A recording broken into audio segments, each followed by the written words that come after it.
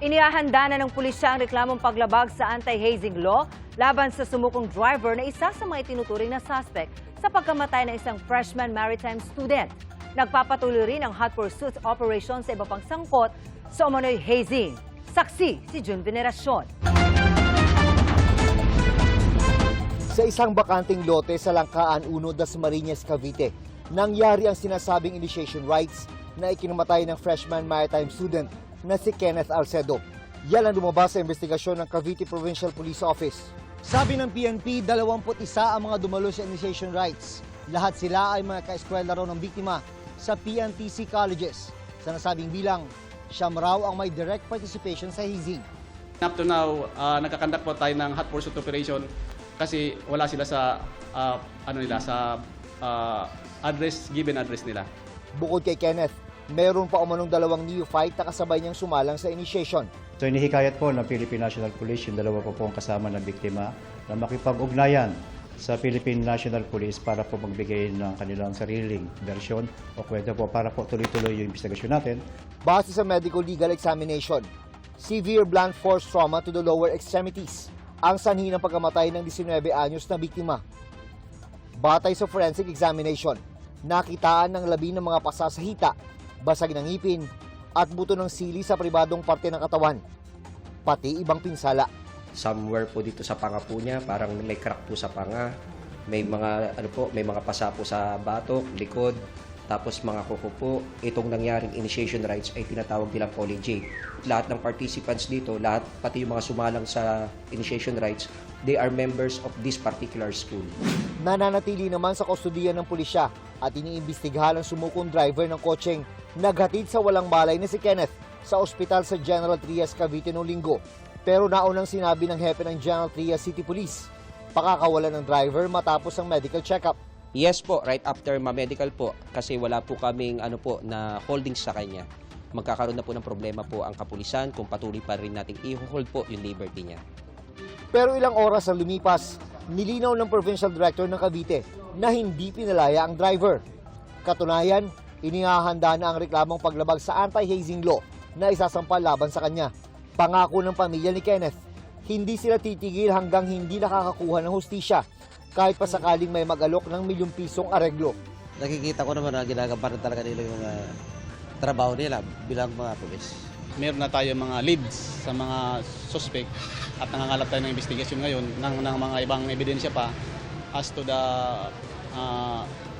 filing itong kaso na makasiguro natin na tatayo talaga at mapapanagot natin yung mga yung mga culprit or mga salarin sa nangyaring kasong ito. Ang ina naman ni Kenneth na si Gemma, hindi pa rin daw siya makapaniwalang wala na ang bunso niyang anak. Ayon kay Gemma, wala raw silang kamalay-malay na pumapasok sa frat ang kanyang anak. Nitong Sabado raw, may iniinda si Kenneth. Sabi ko, anak, bakit yung mukha mo ang lungkot, tapos parang namumutla. Sabi pa naman ng asawa ko, kaya dapat mapapacheck up po kasi baka talagang dala na yung sa may UTI o anong meron kasi bakit ihi ng ihi. Hindi na yung mabibitawan yung cellphone kaysa CR din nadala. Ayon kay Interior Secretary John Vic Rimulya, mga miyembro ng Tau Gamma Phi ang mga sangkot sa hazing. Bilang fratman din pero ibang grupo, alam aniya ni Rimulya ang kalakaran sa hazing at kung paano ito mapahinto. We have to talk to the leadership of Tau Gamma about this na para matigil na. Sinusubukan pa namin kunin ang panig ng Tau Gamma Phi ukol dito. Pero nauna na iginit ang Tau Gamma Phi National Council na walang puwang sa kanilang organisasyon ang anumang uri ng hazing. Lahat umano ng kanilang chapter ay inaatasang sumunod sa anti-hazing law at panatilihin ang kulturang itinatag sa respeto, dignidad at sumusunod sa batas. Para sa GMA Integrated News, Jun Veneracion ang inyong saksi. Pinapa-refer sa House Committee on Ethics ang kontrobersyal na pahayag ni Congressman Bong Suntay tungkol sa anyay na isip niya nang makita ang aktres na si Ann Curtis. Ngayong gabi ay muling nag-sorry si Suntay at sinabing taken out of context ang kanyang pahayag. Saksi si Mark Salazar. Inula ng batikos ang pahayag na ito ni House Deputy Minority Leader at Quezon City 4th District Representative Bong Suntay kahapon. Nakita ko si Ann Curtis. Ang ganda-ganda pala niya. May desire sa loob ko na nag-init talaga. Na-imagine ko na lang kung anong pwedeng mangyari. Pero siyempre, hanggang imagination na lang yun. Pero, di naman siguro ako pwedeng kasuhan dahil kung ano-ano yung na-imagine ko eh. Siyempre, enraged tayo. Bakit? Women's Month pa. Nakaka-open siya. Ako, as a young woman, gusto ko rin po in a way na when I go out, people would treat me equally as a person. Hindi na dahil babae ako, hindi dahil lalaki siya, hindi dahil batas or matanda siya. Mariing kinundina ng House Committee on Women and Gender Equality ang pahayag ni Suntay. Anila nakakahiya at tahasang sexist na ituring ang isang babae bilang isang bagay para lamang sa imahinasyong sexual. Wala raw itong lugar sa anumang institusyong dapat ay nagtataguyod ng respeto at profesionalismo. Ang freedom of speech ay hindi raw katwiran para sa misogyny o mababang pagtingin sa kababaihan at hindi raw nila ito palalagpasin. Ang mas nakakatismaya raw, sabi ni Quezon City Mayor Joy Belmonte, majority floor leader pa naman si Suntay ng Konseho ng Lungsod noong ipinasa nila ang Bawal Bastos Ordinance laban sa mga mahalay, malisyoso at mapanlait na salita at gawa. Ayon sa Philippine Commission on Women, ang sinabi ni Suntay ay isa umanong seryosong betrayal of public trust at paglabag sa Republic Act 11313 o ang Safe Spaces Act. Bukod sa paghingi ng tawad, hinimok nila si Suntay na sumailalim sa gender sensitivity training, gender fair communication at values formation training. Sina Gabriela Party List Representative Sara Ilago, tinitingnan ang pagsasampa ng ethics complaint laban kay Suntay para mag-iwan daw ng leksyon sa lahat ng mambabatas. Ang dignidad ng kababaihan ay hindi kailanman dapat maging katatawanan sa loob ng Kongreso. Madam Speaker, may I respectfully review all what happened. Request the majority floor leader to refer this matter to the Committee on Ethics and Privileges to conduct hearing at the earliest possible time and to require the attendance of concerned parties. Sa kanyang privilege speech ngayong gabi, muling nagsorry si Suntay sa mga nasaktan at nagpaliwanag na posibleng mawala sa konteksto ang mga pahayag. The analogy might have been in bad taste and were taken in the wrong context. That was precisely the point that I wanted to make. That at times, statements are taken out of context. There was no malice intended. And if there was malice deduced from that statements, I wish to apologize dun sa mga natamaan at nasaktan. Humihingi ako ng pasensya sa mga kababaihan na na-offend. But I hope I be judged not from one statement, but from the kind of person that I am. Wala pang pahayag si Ann Curtis sa ngayon. Pero ang kanyang ina, tinawag na sick man at foul si Suntay. Ang kapatid naman ni Ann na si Jasmine Curtis Smith, sinabing hindi lang ito tungkol sa isang female celebrity, kundi tungkol sa lahat ng mga babaeng minamaliit na mga lalaking nasa kapangyarihan. Kapag ang isang congressman daw ang nagsalita tungkol sa kanyang pagnanasa at imagination tungkol sa isang babae, pinalalakas daw nito ang kultura kung saan tinatrato ang mga babae bilang isang bagay na ginagamit, pinagpapantasyahan at ginagawa ng komentaryo. Sa halip na isang buong tao na may kakayahang magdesisyon, mag-isip at pamahalaan ng sarili.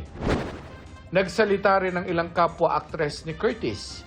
Ayon kay Undersecretary Claire Castro, hindi masasabing wala umanong krimen kapag isinasa publiko ang iniisip. The mere fact na sinabi niya to in public, to the public, pertaining to a particular person, it is already covered by Safe Spaces Act. So, hindi pwedeng sabihin na walang krimen na offend ako para sa lahat ng kababaihan. Lalo na kung ipagmamalaki pa na karangalan ng isang babae na siya ay pagpantasyahan. Nagpaalala naman si House Speaker Boji D sa mga mambabatas ngayong Women's Month. Bilang mga mambabatas, may bigat ang ating mga salita at hakbang. Responsibilidad natin na tiyakin ng bawat Pilipina ay ginagalang, pinakikinggan at pinoprotektahan. Para sa isang propesor na nagtuturo ng gender studies, kapag nakakarinig o nakakainkwentro ng mga bastos na komento, mahalagang i-call out ito o huwag palampasin. Kung hindi mo siya i-call out, then definitely mag-proliferate pa rin yung ganitong klase ng pagtingin. That keeps on objectifying women, no? Not only women but other genders minsan, no? Para sa GMA Integrated News, ako, si Mark Salazar, ang inyong saksi. 12 lokal na opisyal ng Bulacan ang stranded ngayon sa Dubai, United Arab Emirates ayon sa DILG. Kagabi, tinamaan ng drone ang parking lot malapit sa konsulado ng Amerika roon. Saksi, si Ian Cruz.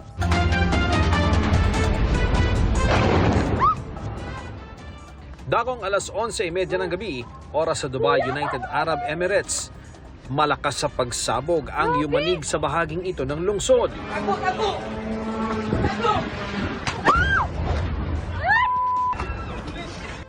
Nabalot ng takot ang mga OFW na nakasaksi sa mga pagsabog. OMG! Ang consulate! Kuya, pasok mo tayo! Kinumpirma ng Amerika na tinamaan ng drone ang parking lot malapit sa konsulado nila sa Dubai. Ligtas naman daw ang kanilang mga tauhan. Bago ito, tinamaan na ng drones ng Iran ang embahada ng Amerika sa Saudi Arabia at ang misyon nito sa Kuwait. Sarado na ang mga naturang embahada, gayon din ang US Embassy sa Lebanon. Ikalimang araw na ng gantihan ng airstrike ng Iran, Israel at Amerika kung saan damay ang iba pang bansa sa Middle East. Sa tala ng Reuters, base sa datos ng mga bansang sangkot sa gulo, mahigit 800 na ang patay, pinakamarami sa Iran. Isang OFW ang kumpirmadong patay sa Israel, 2 OFW naman ang sugatan, isa sa Kuwait at isa sa Abu Dhabi. Kanina I heard Ambassador Doiver in Abu Dhabi talk about an injured OFW na nakaapak ng debris. But she's okay too. Halos 1,200 ang Pilipinong gustong umuwi mula sa Middle East ayon sa DMW. We want those risks down to zero as much as possible before we undertake repatriation. Stranded din sa Dubai ang 11 vice mayor mula sa Bulacan na naroon para sa personal na biyahe. May travel authority raw ang mga vice mayor, pero inaalam ang kaso ng isang mayor na stranded din pero walang otoridad na bumiyahe abroad. Umalis sila Wednesday last week, mga vice mayors from Bulacan. May isang mayor yata na kasama. Yung mayor parang walang travel authority. Titignan pa namin kung totoo. Binabantayan naman ang posibleng epekto ng sigalot, hindi lang sa presyo ng langis, kundi pati sa singil sa kuryente. Ayon sa Meralco, pwedeng makaapekto ang gulo sa presyo ng kuryente kung magmahal ang langis. Kahit nagaling sa Asia ang bulto ng coal at natural gas na ginagamit ng mga planta ng kuryente na pinagkukunan ng Meralco, tumataas pa rin ang presyo ng mga ito basta't sumipa ang presyo ng langis. If the price of gas increases or the price of oil increases, lilipat sila sa ibang energy source like coal. So yung presyo ng coal pwede rin tumaas in the coming months. Kung sakali man, mararamdaman daw ito sa April billing ng Meralco. Para sa GMA Integrated News, Ian Cruz ang inyong saksi. Sinampahan ng reklamong perjury ni Vice President Sara Duterte si Ramil Madriaga. Siya ang nagpakilalang dating security aide ng bise at inutusan umano maghatid ng pera sa ilang personalidad. Sa isang pahayag, sinabi ni Vice President Duterte na kailangan panagutan ni Madriaga ang mga kasinungalingan at mga imbentong kwento na gusto raw maninlang ng publiko. Hawak daw nilang ebidensya ang mga affidavit ng mga dating security officer ni Duterte na nagsabing di nila kilala si Madriaga at imposibleng naging bahagi ito ng security group nila. Sa isang pahayag ngayong gabi, iginit ng bise na inaccurate at misleading na tawaging dating aide o bagman niya si Madriaga. Ni minsan daw ay hindi niya ito naging aide, kaibigan, empleyado o miyembro ng staff. Certification from the ASPG, formerly the VPSPG. We have a certification from the Department of Education, and we also have a certification from the Davao City local government, attesting that there has never been any Ramil Madriaga that was employed or otherwise connected with those offices. So, Nanindigan naman ang abogado ni Madriaga na direct na nagtrabaho ang kliyente para sa Vice President. Wala kaming concern dyan sa mga certification na yan. Hindi naman tayo nagkiklaim na talagang government employee na nasa plantilla si Mr. Madriaga. Sinasabi niya more on intelligence work, reporting directly to the former president and to VP Sara. Viral ang 5 magkakaibigan sa General Santos City, pero hindi dahil sa pagkasa sa online trends, kundi sa paglilinis sa kanilang lugar. Ating saksihan. Habang naglilibang at nagbabrowse sa social media, minsan na bang napukaw ang atensyon mo sa mga video na ang topic, pagmalakas ang paglilinis? Katulad nito. From this to this. Ito pang isa. What's up mga repa? Good days yung lahat. Dito mga repa, may nakita na naman kami maraming basura. Ang paglilinis ng mga basura ang kakaibang content ng 5 magkakaibigan mula sa General Santos City na sina Arnold, Erwin, Rochelle, Arniel at Giancarlo. Ang mga video na lang ito ng paglilinis ng walang bayad, viral sa social media. Hindi lang sila basta nagwawalis ng mga basura. Yun para sa amin mga repa. Ang paparatong kanal. Kahit delikado, masaya naman. Dahil sa ginagawa nilang ito, humanga sa kanilang mga residente sa kanilang lugar. Merinda, salamat. Natay merinda guys, sogo. Pati ang mga netizen, humanga. Nagpapadala po sila sa amin ng mga kagamitan. Noong isang beses, pinadalahan kami ng garbage bag. Pinadalahan kami ng jumper, suit. Mga suit po namin, rubber suit. At saka mga bota. Pinadala kami ng pang drainage namin. Tsaka pala. Meron naman po mga cash po na bibigay sa amin. Meron. At binibili po namin ng mga garbage bag. At yung iba pang gas. Pang gas po namin. Kain na rin. Nakatatanggap na rin sila ng iba't ibang pagkilala at parangal. Kinuha na rin sila ng City Environment and Natural Resources Office ng kanilang lugar bilang job order workers. Pakiusap nila. Sa mga tao, sir, mga followers namin, maging responsable po lahat tayo para ang ating kapaligiran, hindi natin maapekto yung mga baha, yung mga mga madudumi, mga daan, para sa ating mga mata, malinaw at malinis ang tignan ng ating kapaligiran. Mga kapuso, maging una sa saksi. Mag-subscribe sa GMA Integrated News sa YouTube para sa iba't ibang balita.